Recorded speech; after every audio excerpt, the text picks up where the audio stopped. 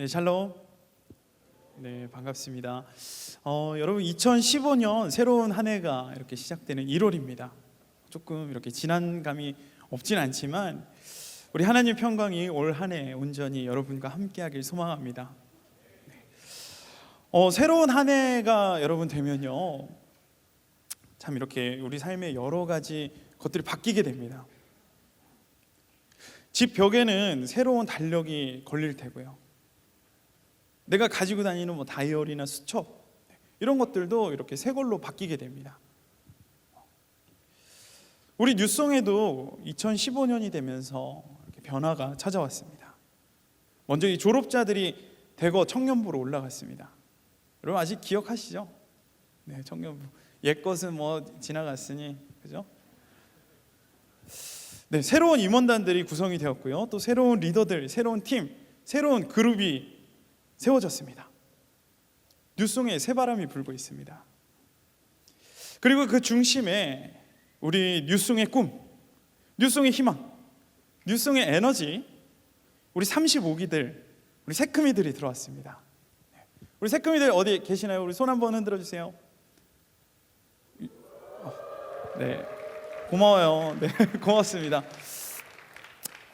우리 명성교회 참 착해요. 고맙습니다. 네, 그렇습니다. 우리 새크미들이 들어왔어요. 가끔씩 25기처럼 보이는 우리 그런 친구들도 있지만은 어쨌든 35기더라고요. 자, 은혜 받으러 왔다가 시험 들고 이렇게 가지 마시기 바랍니다. 자, 이 새크미들이요, 여러분 앞으로 우리 뉴송의 미래가 될 줄로 믿습니다. 우리 새크미들 여러분 잘 챙겨주세요. 맛있는 것 좀 많이 사주시고요. 또 이렇게 많은 관심과 사랑 부탁드립니다.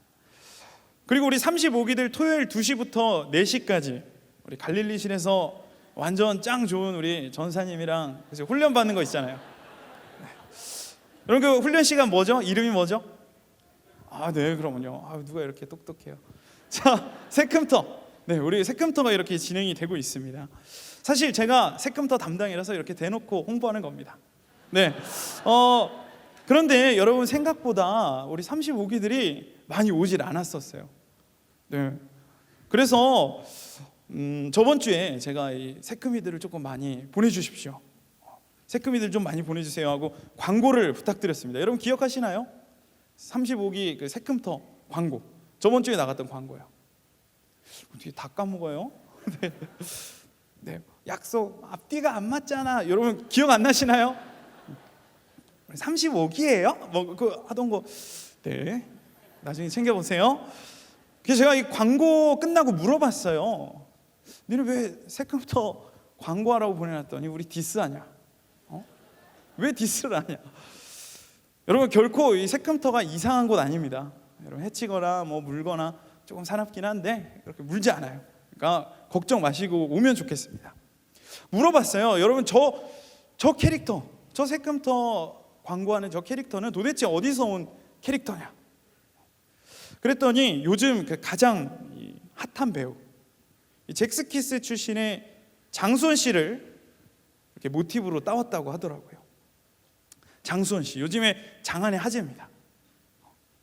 우리 뉴송의 젊은이들은 우리 모두 말씀과 기도 생활에 아마 시간이 없어서 모르시는 줄로 알고 제가 친절하게 영상을 좀 준비를 해봤습니다. 왜? 네,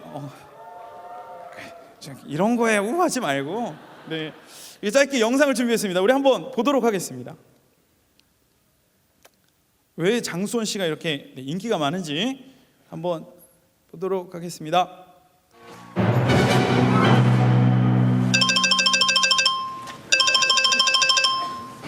좀 뵐 수 있을까요? 내가 오늘은 바쁜데? 언제쯤 시간 괜찮으세요?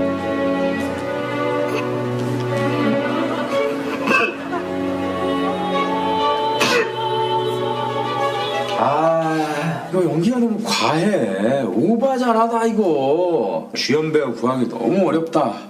오늘 한번 오디션 보기로 했는데. 감독님 안녕하십니까? 로봇 액터스의 정상훈 대표입니다. 주연 배우 찾으신다고요? 후회하지 않으실 겁니다. 여기 우리 작품이 좀 스케일이 좀 있어. 일단 저희 배우님 데모 영상부터 보시죠.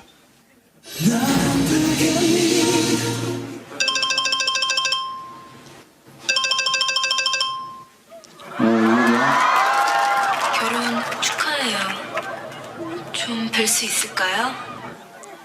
나 오늘 바쁜데. 언제쯤 시간 괜찮으세요? 글쎄. 시간 나실 때 전화 한번 주실래요?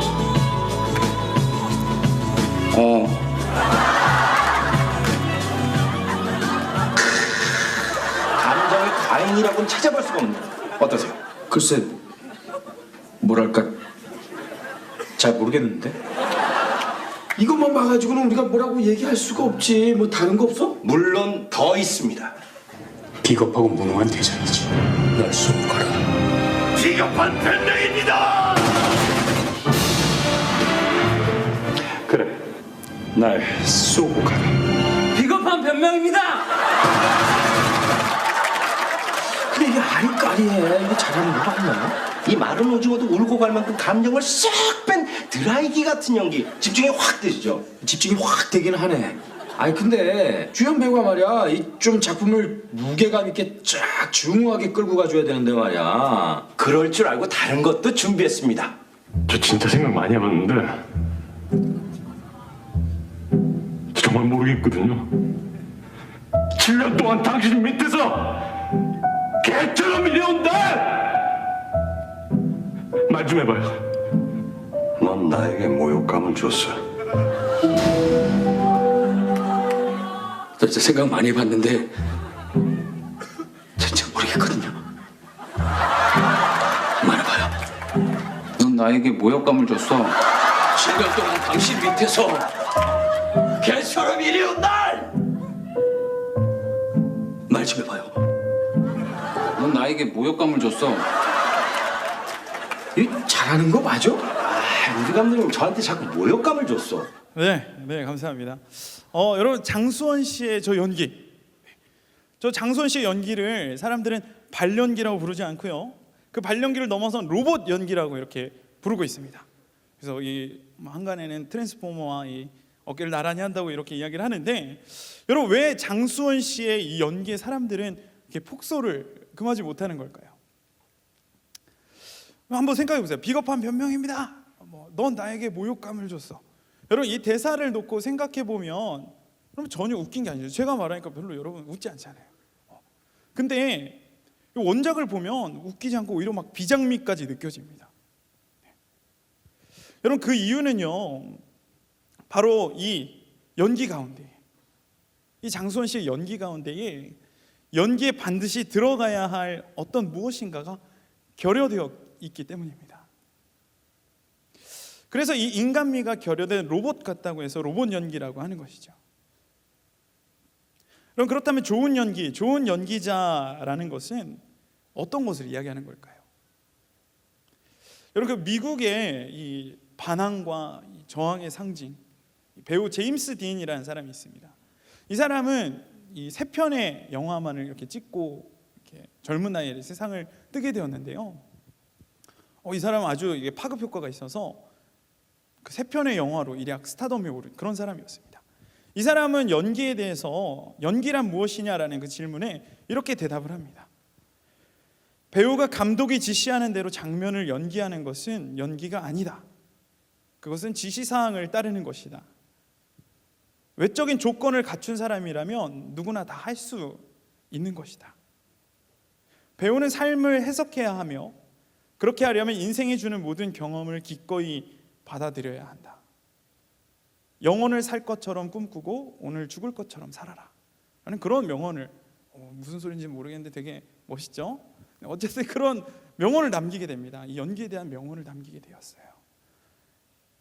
여러분 2005년도인가 그 다크나이트라는 영화가 나왔을 때 사람들은 막 열광을 했습니다. 배트맨도 배트맨이었지만은 그 악당 역할로 나왔던 그 조커 역에 이제는 고인이 된 히스 레저의 그런 연기 때문이었습니다. 많은 영화 평론가들이 조커보다, 실제 조커보다 더 조커 그 역할을 더 잘 표현해낸 그런 배우다라고 이렇게 극찬을 아끼지 않았어요. 이 히스 레저는 이 조커 역할을 맡기 위해서 6주 동안 방 밖으로 나오지 않았다고 합니다. 그래서 은둔 생활을 하면서 이 자신이 진짜 조커가 되어서 그렇게 상상하면서 일기를 쓰기도 하고, 또 진짜 이 폭발물 모양의 케이크를 만들어 가지고 막 그 홍보 영화사로 이렇게 보냈었다고 그래요. 그래가지고 그 소포를 받고 그 건물에 있던 모든 사람들이 대피하는 그런 소동까지 일어났다고 합니다. 그 결과 역대 조커 중 최고라는 그런 평가를 받는 그런 연기를 해낸 것입니다. 자, 이처럼 타인의 삶을 녹여서 이렇게 재구축하거나 또 영화나 작품상에서 내가 나지만 내가 아닌 타인의 삶을 완벽하게 연기해내는 것, 그것을 바로 메소드 연기라고 이렇게 이야기를 합니다. 왜 같은 연기인데 누구는 로봇이고 누구는 메소드냐? 연기 안에 실제 감정을 녹여내기 때문입니다. 이 둘의 차이는 바로 그런 것입니다. 자, 어쨌든 이 장수원 씨는 이 로봇 연기가 계기가 되어서 예능에도 출연하고 CF까지도 찍게 되었습니다. 이 모든 걸 노리고 나는 이걸로 해서 나중에 CF도 찍고 예능도 출연할 거야, 이 모든 걸 노리고 했다면 참 대단한 거예요. 네. 자, 그렇지만 만약에 이 장수원 씨가 정말로 내가 진정한 연기자의 길을 걸어야 되겠다라고 생각했다면, 어쩌면 이러한 로봇 연기로 세간의 주목을 받는다는 것은 어쩌면 불쾌할 수 있는 그런 일일 것입니다.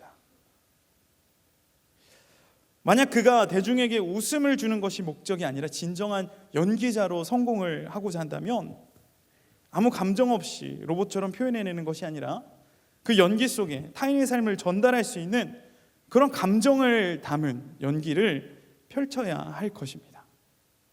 그렇게 해야지 진정한 연기자로 인정을 받을 수 있는 것입니다. 자, 이 진정한 연기자가 여러분 앞에서 말씀드린 것처럼 맡은 배역의 삶을 완벽하게 소화해서 내 것으로 만들고 오히려 실제 주인공보다 더 주인공 같은 연기를 해내는 사람이라고 한다면, 저는 이 시간 여러분들과 진정한 크리스천에 대해서 한번 생각해 보았으면 좋겠습니다. 진정한 크리스천의 삶이란 어떤 삶일까요? 여러분, 뭔가 좀 거창하죠? 진정한 크리스천. 여러분, 진정한 크리스천으로 이 세상을 살아가고 있습니까? 오늘 우리가 읽은 본문은 야고보서의 말씀입니다. 이 야고보서라는 서신서는 성경에 있는 그 어떤 서신서 중에서도 이 그리스도인의 신앙 윤리에 대해서, 그리고 그 윤리 실천적인 그런 부분에 대해서 가장 강력하게 강조하고 있는 그런 서신서입니다. 이 실천이라는 부분에서 지금 나는 과연 올바로 살아가고 있는지, 이 야고보서를 읽다 보면 그런 이렇게 자기를 돌아보게 되는 그런 일도 생기게 됩니다. 얼마만큼 이 야고보서에서 이 실천적이고 윤리적인 부분을 강조하고 있느냐 하면, 이 모든 교인들은 신앙 윤리를 실천한 의무를 가지고 있으며 그 실천이 있느냐 없느냐를 통해서 그 성도의 믿음이 살아있느냐 죽어있느냐, 그렇게 가늠하는 기준으로까지 이야기를 하고 있습니다. 이 야고보서를 기록한 야고보는요, 그 12사도 중에 그 야고보가 아니라 예수님의 형제 야고보입니다. 예수님의 형제 야고보가 기록한 것으로, 이 예수님의 형제 야고보는 사실 예수님께서 살아계실 때는 불신자였어요. 믿지 않았었어요. 하지만 그 부활하신 주님을 직접 목격하고 이후에는 베드로와 요한과 더불어서 그 초대교회의 가장 기둥과 같은 그런 리더가 되었습니다. 그런 인물이 되었습니다. 자, 그렇다면 이 초대교회의 그런 강력한 지도자였던 야고보가 왜 이스라엘 사람들에게 이 야고보서와 같은 실천적이고 행위를 강조하는 그런 서신서를 쓴 것일까요? 이 야고보서의 수신자는 이스라엘 사람들입니다. 초대교회의 교인들이었죠. 이 사람들은 사도행전 8장에 등장하는 스데반의 순교 이후에 그 유대교에서 쏟아지는 대대적인 박해를 피해서 각지로 흩어진 그런 사람들이었습니다. 이들은 비록 박해를 받아서 도망치고 있는 도망자의 신분이었지만 가는 곳마다 어려운 상황 가운데 있는 그런 사람들이었지만 가는 곳마다 복음을 전파하고 하나님을 증거하고 그 귀신을 쫓고 병을 고치는 그런 고귀한 삶을 살던 그런 사람이었습니다.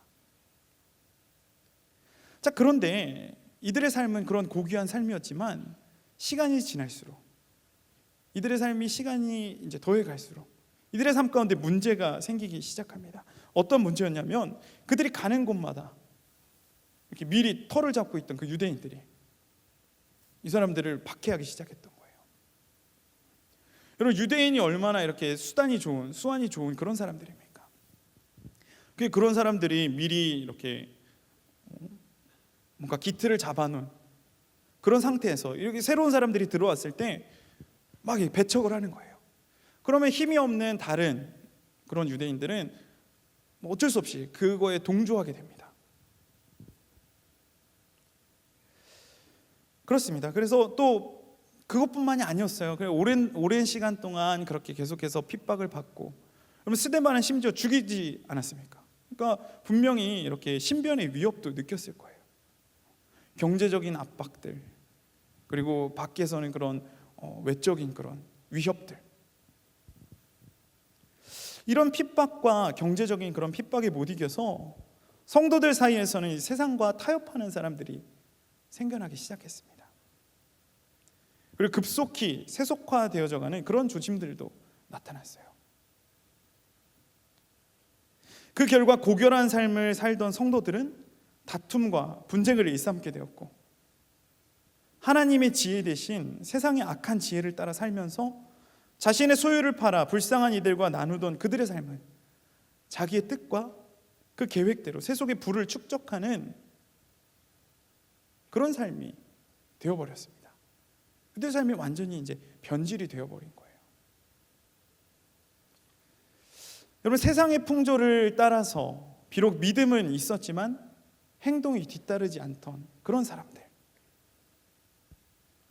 믿음과 행동이 일치되지 않았던 이 수신자들의 모습은, 이 이스라엘 사람들의 모습은 어쩌면 오늘을 살아가는 우리의 모습과 너무나도 닮아 있는 것 같습니다. 여러분, 오늘날 한국에 참 많은 기독교인들이 살아가고 있어요. 약 지금 10년 전에 2005년에 이렇게 조사를 했을 때 우리나라의 기독교 인구 전체 인구가 861만 명이라고 이렇게 조사가 되었습니다. 10년 전에요. 그리고 약 대한민국 전체 인구의 30% 정도라고 지금 이제 추정을 하고 있어요. 우리나라 전체 인구의 30%가 기독교인이라는 거예요. 예배만 이렇게 놓고 보면은 미국보다 더 우리나라가 뜨겁다고 그래요. 미국 다음으로 세계에서 선교사를 가장 많이 파송하는 국가가 바로 이 대한민국이라는 국가입니다. 밤하늘의 별보다 많은 것이 어쩌면 그 빨간 십자가라는 그런 우스갯소리가 있을 정도로 그렇게 넘쳐나고 있습니다. 자, 그런데 이렇게 많은 수에 비해서 진짜 그리스도인답게 살아가는 그런 사람을 찾아보기 힘들다는 그런 이야기들이 나오기 시작했어요. 기독교의 이미지와 신뢰도는 바닥을 친 지 오래되었습니다. 세상은 교회를 향해서 손가락질해요.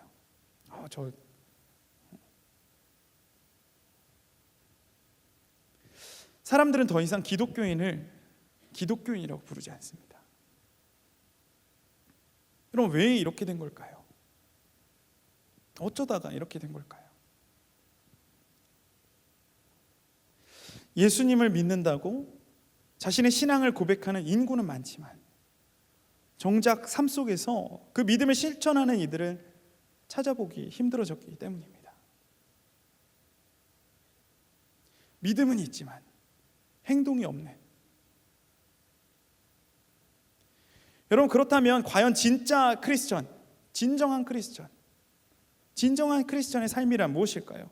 우리가 올바른 크리스천으로 살아가기 위해서, 이 땅 가운데서 진짜 크리스천으로 살아가기 위해서 여러분은 무엇이 중요하다고 생각하십니까?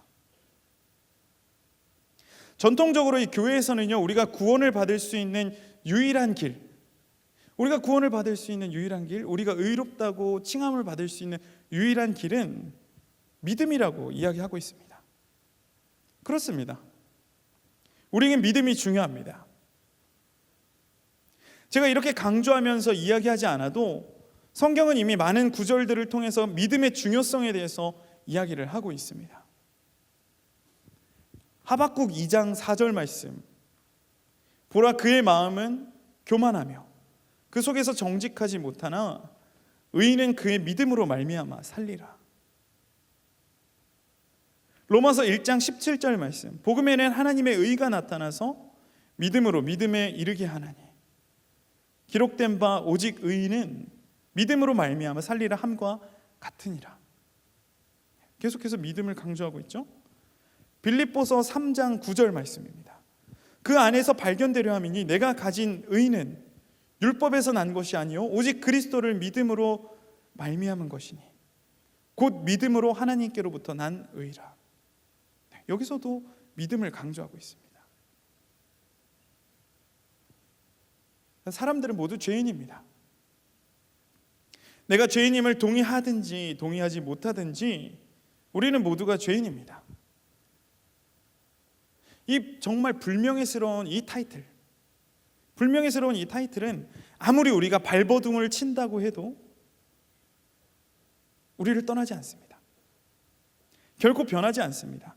그리고 그 죄의 삭시 사망이라는 사실도 결코 변하지 않습니다. 그래서 사람들은 어떻게 해서든지 이 불명예스러운 타이틀, 태어날 때부터 달고 태어났던 그 죄인이라는 타이틀을 벗기 위해서, 의인이 되기 위해서 많은 노력들을 기울여 왔습니다. 때로는 높은 탑을 쌓아서 하늘까지 다 나의 이름을 높이고자 했던 그런 사람들이 있었습니다. 만들어낸 이방의 신을 섬기는 행위를 통해서 자신의 의가 드러날 수 있다고 생각을 했었습니다. 때로는 율법을 철저하게 지킴으로 내가 의인이 될 수 있다고 생각하는 사람들도 있었습니다. 하지만 기록된 바 의인은 없나니 하나도 없었다라고 성경은 기록하고 있습니다. 세상의 그 어떤 것도 우리를 의인으로 만들어줄 수는 없습니다. 행위로는 구원을 받을 수 없다는 이야기입니다. 주님께서 예비해 놓으신 오직 한 길, 오직 믿음만이 우리를 죄의 권세에서 자유롭게 할 수 있습니다. 하나님을 믿음으로 예수 그리스도께서 나의 죄를 위해서 십자가 위에서 돌아가신 것을 믿음으로 성령께서 나와 늘 동행하시며 나의 길을 이끄신다는 것을 믿음으로 우리는 비로소 의롭다 칭함을 받을 수 있게 되는 것입니다. 여러분이 이러한 굳건한 믿음 가운데 살아가시길 소망합니다. 오늘 본문에는 바로 이 믿음을 통해 의롭다 칭함을 받은 두 사람이 등장을 하고 있습니다. 그 사람들은 바로 아브라함과 라합입니다. 아브라함, 여러분 너무 잘 알고 계시잖아요. 믿음의 조상이라고 불리는 그 아브라함 말입니다. 그가 과연 얼마나 믿음의 사람이었는지 23절 말씀 보시겠습니다. 이에 성경에 이른 바 아브라함이 하나님을 믿으니 이것을 의로 여기셨다는 말씀이 이루어졌고 그는 하나님의 벗이라 칭함을 받았다라고 그렇게 기록이 되어 있습니다. 여러분, 아브라함은 결혼을 했어요. 아브라함이 이제 결혼을 했는데 한참 동안 아이가 없었습니다. 후사가 없었어요. 그가 나중에 아들 이삭을 낳았을 때 그의 나이가 100세라고 이렇게 이야기를 하고 있습니다. 창세기 21장에 그렇게 기록이 되어 있어요.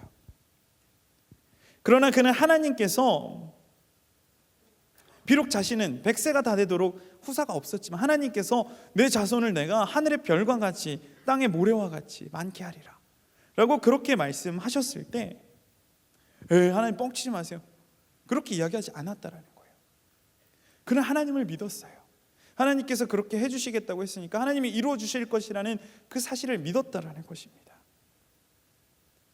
하나님께서는 이것을 아브라함의 의로 여기셨습니다. 하나님께서 보증해 주셨어요. 이 사람은 의로운 사람이다. 되게 황송할 것 같지 않아요? 우리 의로운 사람이야. 참 그렇게만 해도 참 이렇게 황송할 것 같은데 하나님께서 이 아브라함 보고 나의 벗이다 라고 이렇게 칭해 주셨대요. 하나님이 친구라고 인정해 주실 만큼의 그러한 믿음. 아브라함은 바로 그런 믿음의 소유자였고 오늘날까지도 유대인들이 가장 존경하는 영웅으로서 믿음의 조상으로서 그렇게 칭송을 받고 있습니다. 또 다른 사람 라합. 여러분 라합은 기생이었어요. 기생. 여기서 말하는 기생은 그냥 이렇게 뭐 춤추고 노래하고 이런 사람이 아니라 지금으로 치자면 몸을 팔아서 살아가는 그런 여인을 뜻합니다. 게다가 그 출신도 이스라엘 사람이 아닌 이방 여인이었어요. 여러분 아브라함이야 뭐 그렇다 치지요. 족장이었잖아요. 존경받을 만한 뭐 그런 위치에 있었던 사람이고 그의 출신에도 전혀 문제가 없었어요. 하지만 라합은 아무리 생각해도 의로움과는 거리가 먼 듯한 그런 사람입니다. 그러나 라합은 하나님께서 가나안 땅을 이스라엘에게 주셨다라는 사실을 알고 있었으며 이스라엘 백성의 출애굽을 소문으로 들어서 잘 알고 있었어요.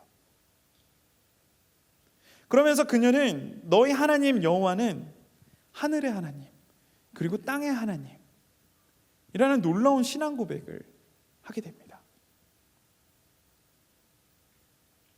가장 작은 자였던 어떻게 보면 참 작은 사람이었던 이 여인 역시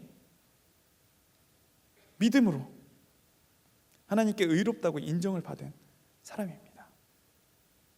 믿음으로 의로움을 받았던 두 사람 아브라함과 라합의 이야기가 오늘 야고보서에 등장을 하고 있습니다. 여러분 이것이 바로 우리가 믿는 기독교 신앙의 진수입니다. 출신이 상관없어요. 누구든지 하나님을 믿기만 하면 하나님께서 그 믿음을 보시고 구원하시며 의롭다 칭하시며 심지어는 친구로 불러주신다라는 사실입니다. 여러분 우리 교회가 전통적으로 가졌던 견해는 바로 이 신칭이 하나님을 믿음으로 의로워질 수 있게 된다라는 그 교리를 따릅니다. 그렇다면 여러분 이 믿음이 진정한 크리스천의 삶을 완성시키는 유일한 요소일까요? 여러분 제가 이제 대학부에 온 지 어느덧 이제 1년이 지났습니다. 2년 차 이제 되었어요. 여러분 제가 오기 전에 교육부에서는 이 엠프렌즈에서 사역을 했었습니다.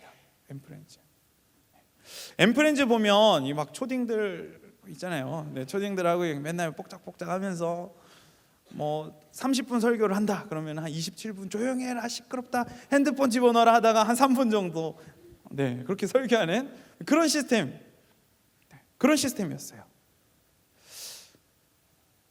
그런데 여러분 그 엠프렌즈 가운데도 참 우리 주님께서 예비해 놓으신 많은 은혜들이 있습니다. 그 중에 하나가 뭐냐면 바로 찬양이에요. 찬양. 그리고 엠프렌즈 찬양 초등학생들 찬양이라고 우습게 보시면 안 돼요. 되게 좋은 그런 찬양들도 많아요. 좋은 곡들이 되게 많습니다. 그 중에 보면은 우리 최요한 전사님이 작사하신 그런 곡도 있어요. 나중에 불러달라고 하세요. 그래서 제 거는 안 뽑아주더라고요. 저도 5개인가 올렸는데 제 거는 하나도 안 뽑아주고 최요한 전사님 거는 이렇게 한 번에 다 뽑아주고 그래서 제가 좀 억한 심정이 있어요. 그렇습니다. 제가 이 좋아하는 곡 중에 진짜 크리스천이라는 곡이 있습니다. 여러분 여기 혹시 엠프렌즈 이렇게 교사하시는 분들 계시죠?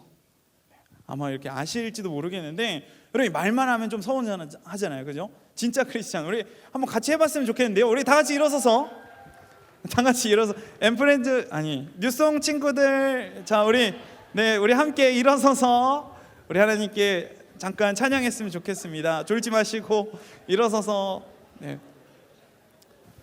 동심으로 돌아가는 거예요, 그죠? 자 우리 함께 기쁨으로 찬양하겠습니다. 진짜 크리스천.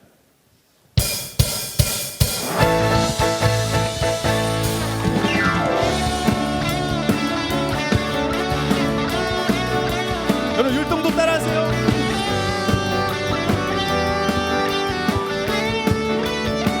나는 진짜 크리스천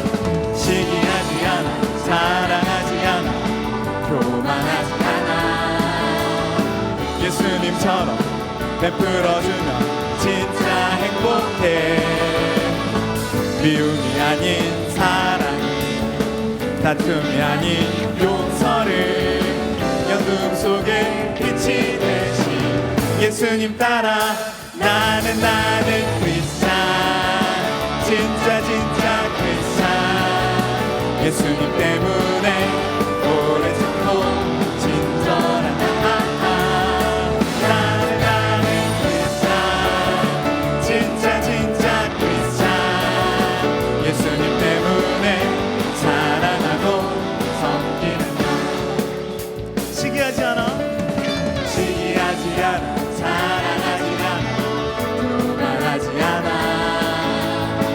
예수님처럼 베풀어주면 진짜 행복해 미움이 아닌 사랑 다툼이 아닌 용서를 어둠 속에 빛이 되신 예수님 따라 나는 크리스찬 진짜 크리스찬 예수님 때문에 오래 참고 친절한 나는 크리스찬 진짜 크리스찬 예수님 때문에 사랑하고 섬기는 나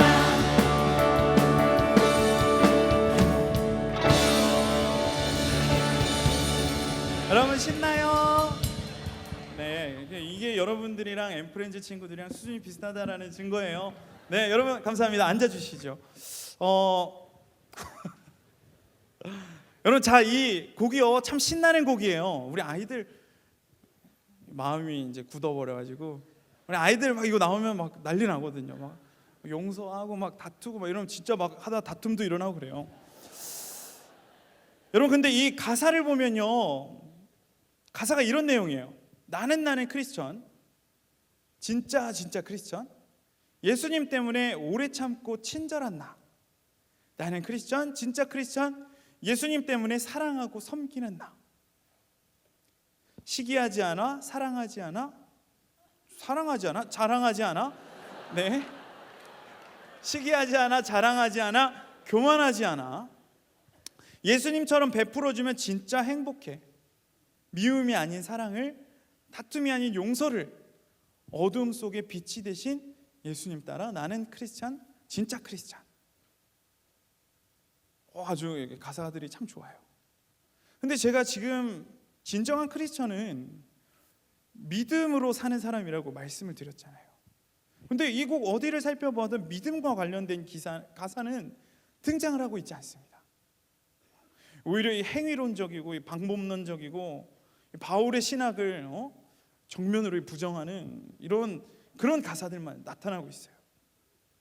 그렇지만 여러분, 이러한 모습 예수님처럼 사랑하고 섬기고 오래 참고 친절하고 시기하지 않고 교만하지 않고 베풀며 용서하는 삶은 그럼 크리스천의 삶이 아닙니까? 그렇습니다. 행함으로는 여러분 결국 구원을 받을 수 없어요. 우리는 오직 믿음으로만 구원을 받을 수가 있습니다. 그거는 변함없는 사실이에요. 이를 달리 이야기하자면 구원의 전제 조건이 행위가 될 수는 없다라는 말입니다. 분명히 맞는 이야기예요. 하지만 이 믿음에 대한 말씀은 우리 가운데 값없이 주신 그리스도의 은혜를 강조하기 위함이지 행위가 필요 없다는 그런 의미는 아닙니다. 믿음이 중요해요. 하지만 행위가 필요 없다라는 말은 아니에요. 아브라함은 믿음으로 의롭다 되었고 하나님의 친구라 일컬음을 받았습니다. 하지만 그 믿음은 이삭을 기꺼이 제물로 드린 사건을 통해서 완전히 확증되었던 것입니다. 하나님을 향한 믿음이 아브라함에게는 있었지만은 여러분 100세가 다 되어서 낳은 첫 아들, 너무나 그 귀한 그 아들을 이삭을 바치지 못하고 그랬었다면 아브라함은 그의 믿음을 증거할 수 없었을 것입니다. 라합 역시 마찬가지입니다. 그녀는 그가 하나님이 정말 살아계시다는 것을 잘 알고 있었어요. 이스라엘과 동행하신다라는 사실도 알고 있었어요. 가나안 땅을 이스라엘 백성에게 주실 것이라는 것도 알고 있었어요.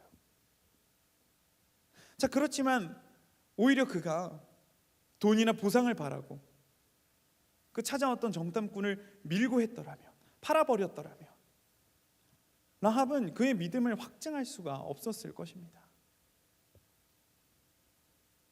여러분, 이 행함에 관해서 누가복음 10장에는 우리가 너무 잘 알고 있는 사마리아인의 비유가 등장하고 있습니다.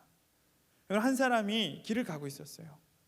강도를 만나게 되어 돈을 다 빼앗기고 다쳤어요. 아마 심하게 다쳐서 죽어가는 것 같습니다. 그런데 천만 다행히도 저 멀리서 한 사람이 다가와요. 제사장이었어요. 제사장들은 옷부터 다르거든요.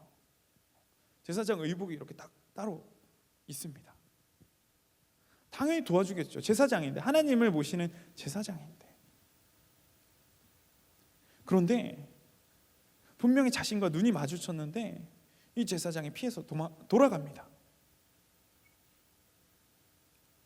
아마 이렇게 급한 볼일이 있어서, 너무너무 이렇게 바쁜 볼일이 있어서 그런가 보다.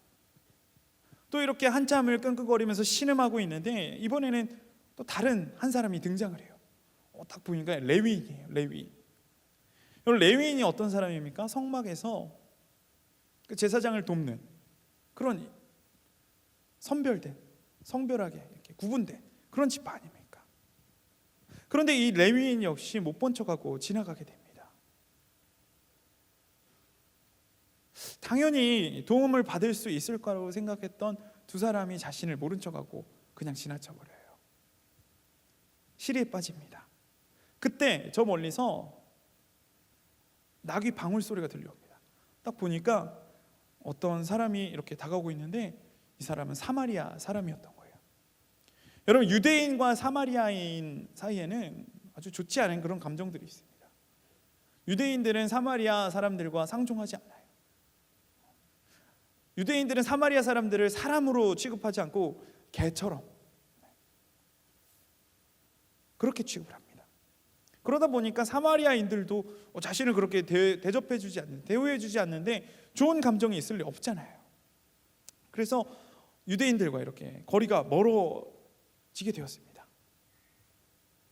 그런데 그 사마리아인이 자신을 보자마자 달려와서 기름과 포도주로 자신을 상처를 치료하고 나귀에 실어서 주막으로 데려다 줍니다. 뿐만 아니라 2달치 방세를 먼저 이렇게 지불을 하면서 내가 일이 끝나고 모자라면 더 줄 테니까 이 사람을 잘 간호해 달라라고 그렇게 이야기를 하고 떠나요. 내가 너한테 나중에 포도주랑 기름이랑 썼으니까 내가 나중에 청구할게. 2달치 반값 내줬으니까 나중에 나한테 갚아라고 그렇게 이야기하잖아요.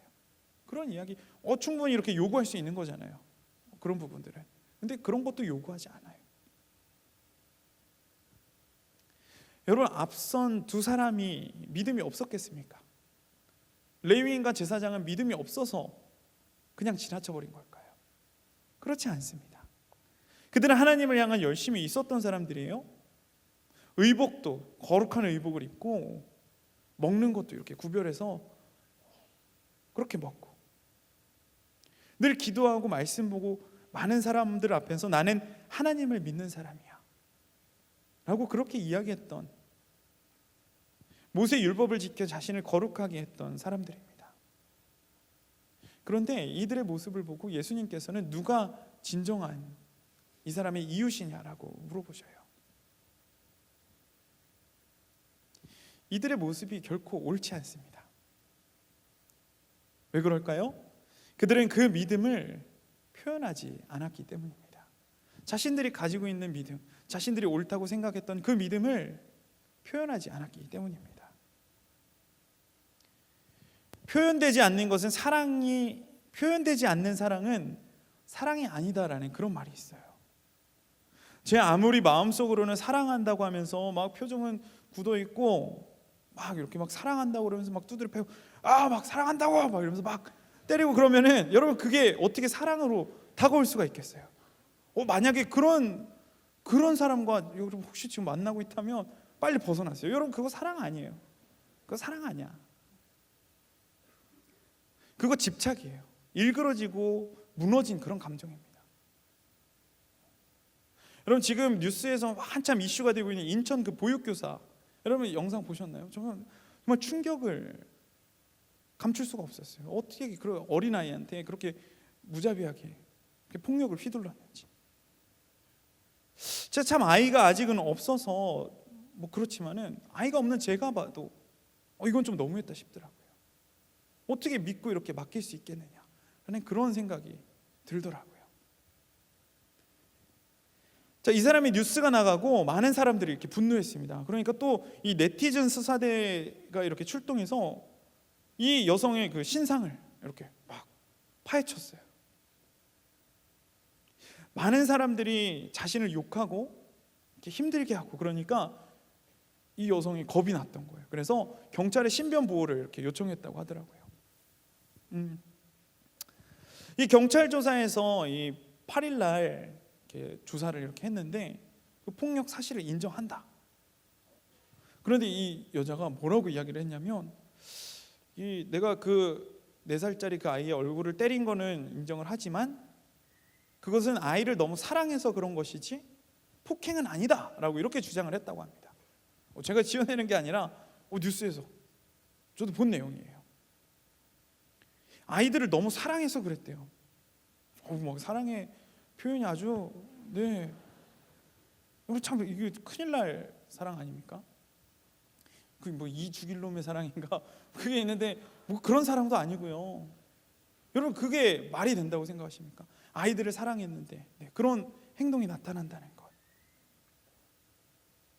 이처럼 아무리 믿음이 있다고 해도 올바른 행동이 없다면 그것은 참 믿음이라고 할 수가 없습니다. 아무리 내가 믿음이 있고 내가 그 아이를 사랑한다고 했을지라도 그것을 그 사랑의 감정으로 이렇게 표현하지 않고 내가 가지고 있는 그 믿음과 내가 가지고 있는 그 가치관들을 이렇게 표현하지 않는다면 그것은 진정한 믿음이 아니라는 것이죠. 그것은 참 믿음이 아니라는 것입니다. 마태복음 7장 21절에 보면 이런 말씀이 나와요. 나더러 주여 주여 하는 자마다 다 천국에 들어갈 것이 아니요 다만 하늘에 계신 내 아버지의 뜻대로 행하는 자라야 들어가리라. 그렇다면 우리가 진정한 크리스찬, 진짜 크리스찬에 합당한 그런 삶을 살기 위해서는 어떠한 모습을 가지고 살아야 합니까? 본문 26절의 말씀은 우리에게 이렇게 이야기합니다. 영혼 없는 몸이 죽은 몸같이 행함이 없는 믿음은 죽은 믿음이라. 여러분 영이 중요하세요? 몸이 중요하세요? 영이 중요하세요? 몸이 중요하세요? 저랑 눈이 맞췄으니까 우리 수열 팀장님은 몸이 중요하세요? 영이 중요하세요? 네, 그렇습니다. 제가 한 번에 잘 집었네요. 그렇습니다. 여러분 둘 다 중요합니다. 영이 중요하냐 몸이 중요하냐 물어봤을 때 무엇이 중요하냐? 영 없이 육만 있으면 그건 시체가 되는 거고요. 육 없이 영만 있으면 그거 귀신 되는 거예요. 그렇지 않나요? 제가 그렇습니다. 몸이 없는 영혼은 아무 의미가 없고요. 영혼 없는 몸 역시 아무 의미가 없는 것입니다.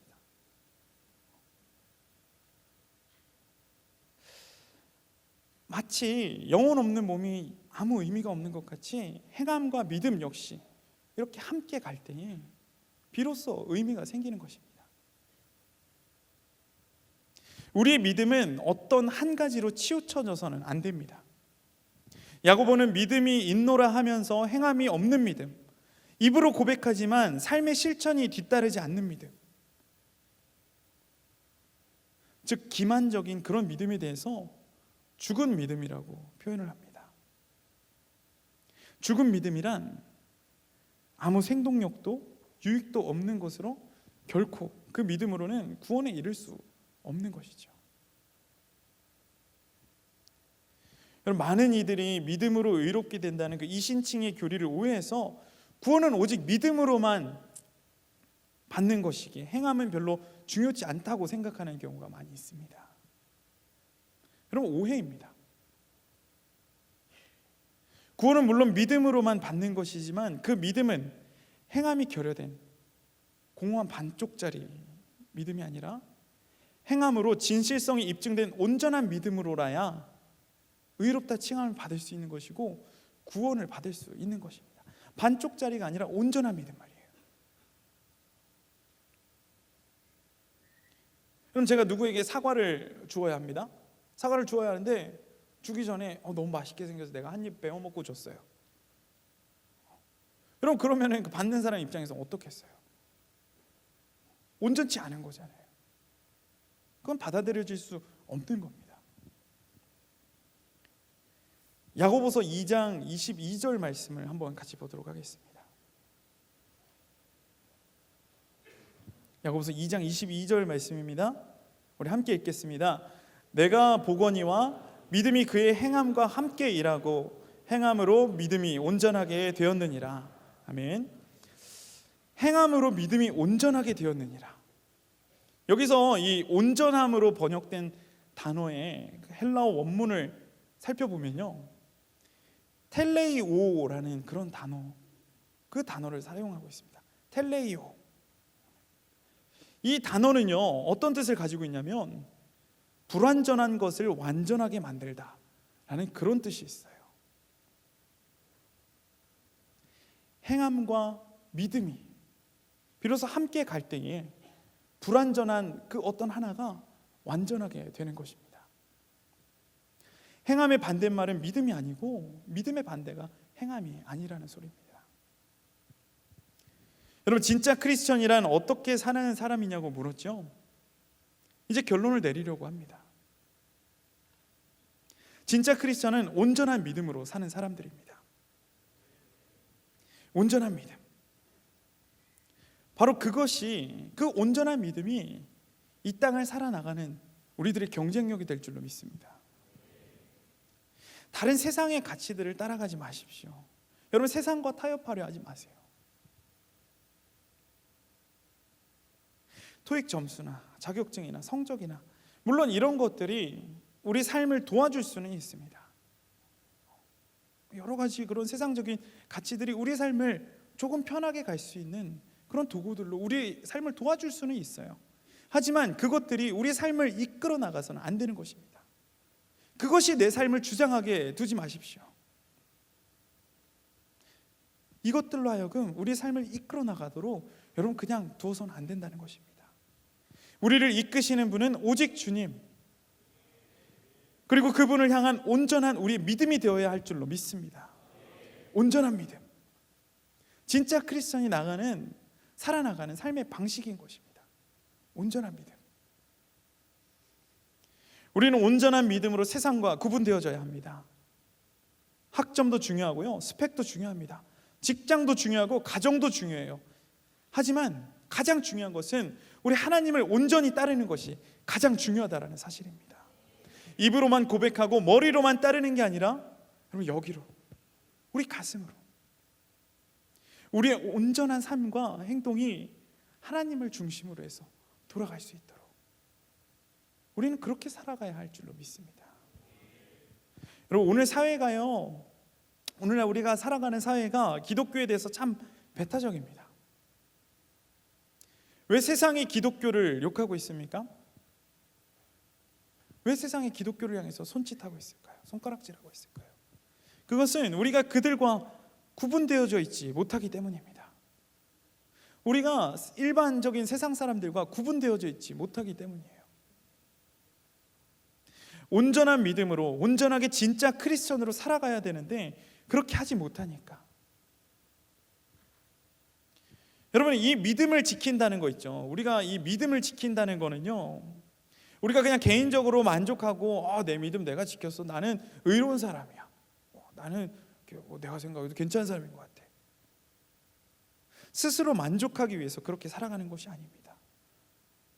세상도 우리를 보면서 기대해요. 세상도 우리를 보면서 기대한다는 거예요. 저 사람 기독교인이라더라, 저 사람 하나님 믿는 사람이라더라, 뭔가 달라도 다르겠지? 그런 기대를 가지고 있다니까요. 그럼 제가 군대에 있을 때 어떤 한 고참이 술을 마시라고 이렇게 권했어요. 제가 2등병 때였어요. 그 사람은 이제 막 병장을 이제 달려고 하는 상말, 제일 무섭다는 그 이제 고참이 저에게 술을 권했어요. 전 마시지 않는다고 했어요. 저는 이렇게 기독교인이기 때문에, 저는 하나님을 믿는 사람이기 때문에 저는 술을 마시지 않습니다. 그렇게 이야기했어요. 그랬더니 그 고참이 정말 그렇게 막 집요하게 저를 힘들게 하더라고요. 막 심지어는 막 술을 막 머리에 막 붓고 그랬었어요. 고참이 주는데 안 먹는다고 막 뺨을 맞기도 했었고요.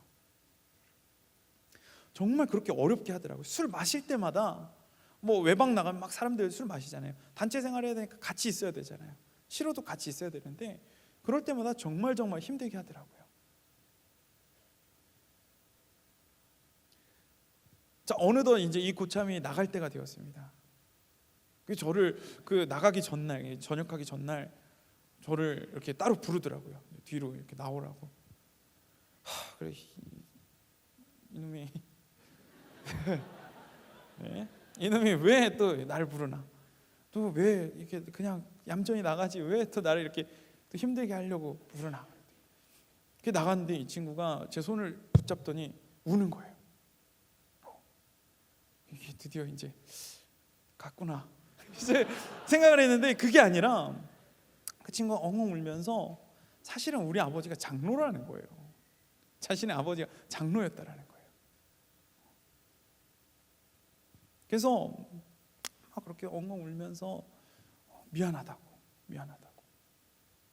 사실은 우리 아버지가 장로였다고. 그래서 제가 물어봤어요. 왜 그렇게 나를 힘들게 했느냐? 아버지가 장로고 너도 이렇게 기독교인이면은 하지. 그랬더니 그 친구가 그런 얘기를 하더라고요. 너무 이렇게 자기가 되게 미워져서 그랬대요. 자기가 초라해지는 것 같아서. 나는 고참들이 이렇게 술을 마시라고 그래서 술을 마셨는데 저 사람은 끝까지 이렇게 지키는구나. 이 고참도 처음에 들어갔을 때 이야기를 했대요. 나는 기독교인이에요. 막 술을 마시지 않아요. 그렇지만 이렇게 막 고참들이 뭐라고 하니까 그래서 저는 기독교인이에요. 그렇지만 여러분이 그렇게 고참께서 이렇게 나한테 그렇게 이야기를 하니까 제가 한 잔 마시겠습니다. 한 잔이 두 잔이 되고 또 석 잔이 되고 그랬던 거였죠.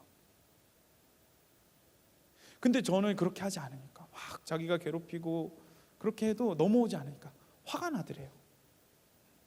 나는 내 믿음을 저버렸는데, 나는 내가 하나님을 믿는다고 하면서 이렇게 저버렸는데, 저는 그 고참이 장로님 아들일 거라고는 전혀 생각도 못했거든요. 한 번도 교회 안 나왔었거든요.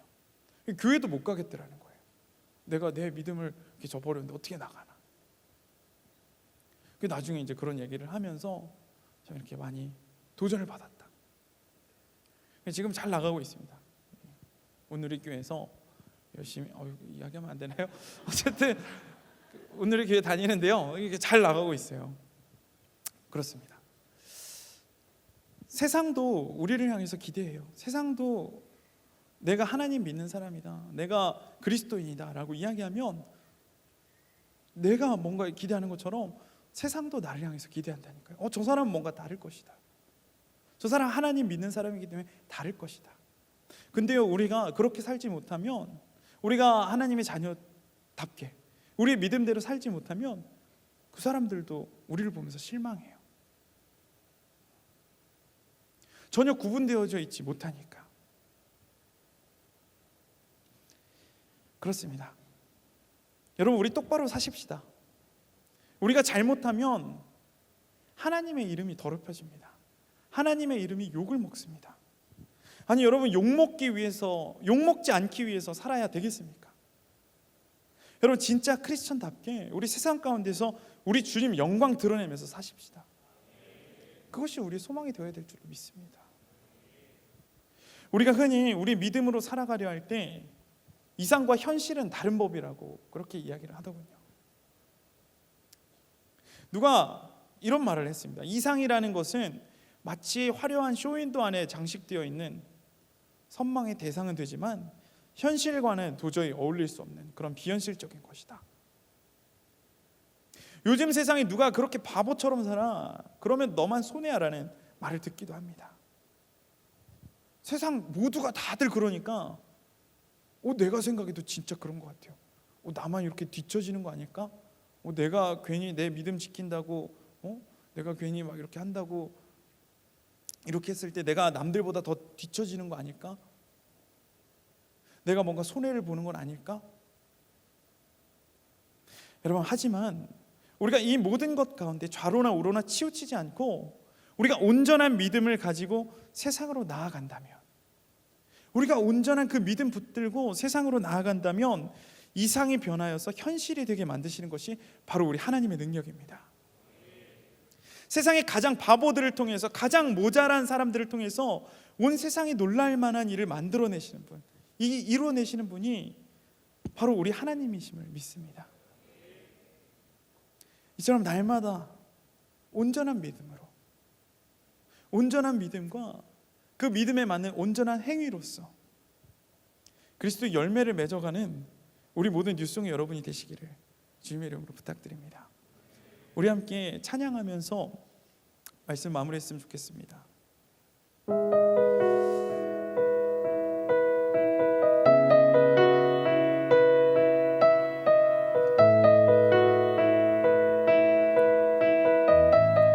우리가 온전한 믿음을 가지고 세상으로 나아갈 때에 우리 하나님께서 우리와 함께 하실 것입니다. 우리를 통해 이 세상 가운데 역사하실 것입니다. 여러분, 주님께 맡기십시오.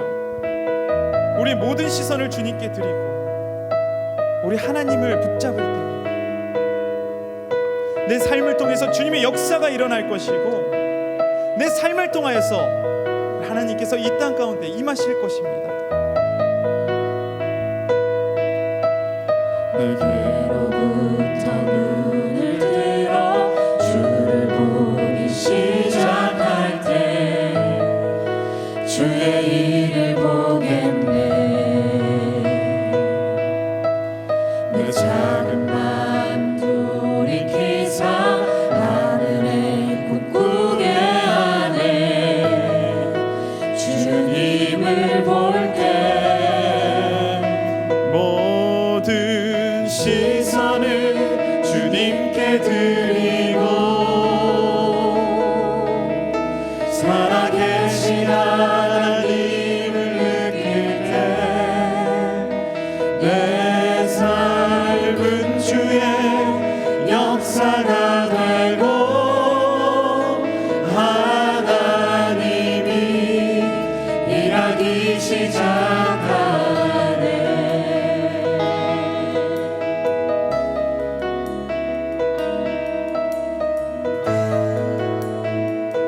다시 한번 고백합시다. 내게로부터 눈을 들어, 내게로부터 눈을 들어 주를 보기 시작할 때 주의 일을 보겠네. 내 작은 맘 돌이키사 하늘에 꿈꾸게 하네. 주님을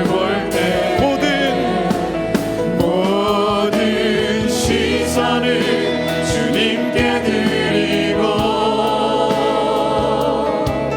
살아계신 하나님을 느낄 때 내 삶은 주의 역사가 되고 하나님이 일하기 시작하네.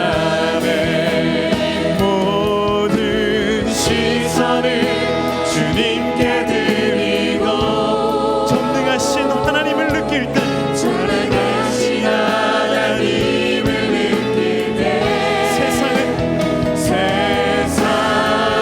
주의 나라가 되고 하나님이 일하기 시작하는 모든 시선을 주님께 드리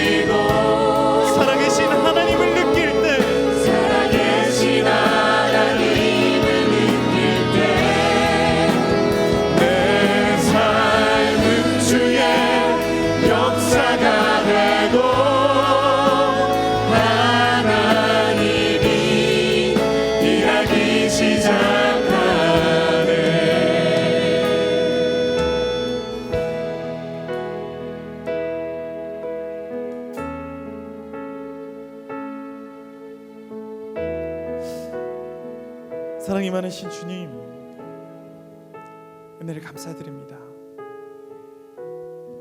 우리를 주님의 곁으로 불러주시고 이렇게 귀한 주님의 전에 나와 하나님의 말씀을 들으며 우리가 이 세상 가운데서 진정한 크리스천으로 살아가길 소망하게 하심을 감사드립니다. 주님, 이 시간 우리가 주님을 기대합니다. 내 삶 가운데 역사하실 그 주님을 우리가 간절히 소망합니다. 우리의 모든 시선과 우리의 모든 마음과 우리의 모든 삶을 주님께 올려드리오니 주님, 내 삶 가운데 간섭하여 주옵소서. 우리를 통하여서 우리 마음 가운데 그 온전한 믿음을 허락하여 주셔서 그 믿음 붙잡고 우리가 세상에 나아가 모든 세상이 깜짝 놀랄 놀라운 일들을 일으키게 하여 주옵소서. 우리 뉴스송을 통하여서 잠들어 있던 한국 교회가 깨어나게 하시고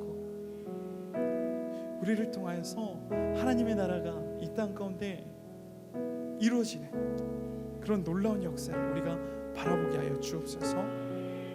이 모든 말씀 우리 주 예수 그리스도의 이름 받들어 기도드렸습니다.